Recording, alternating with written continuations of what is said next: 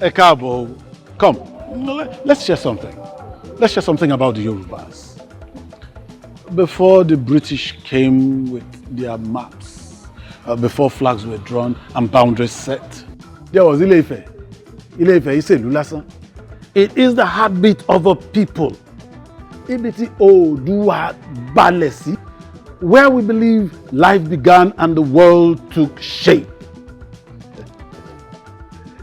Besides the myth, Ife is home to our ancestor, our culture, and our legacy.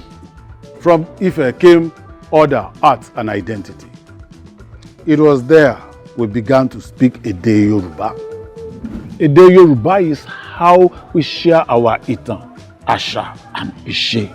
It is not just spoken, it is felt. Today, Yoruba is spoken by over 200 million people.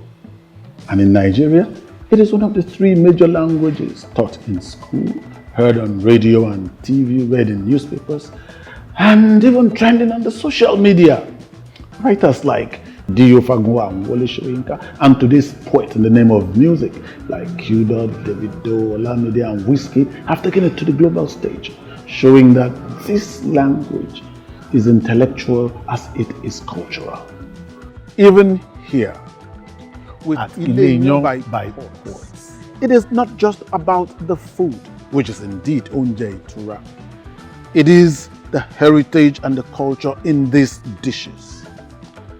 Every plate, every word of greeting, every touch of service reflects the beauty of our Yoruba culture and the warmth of Ìṣàlejò.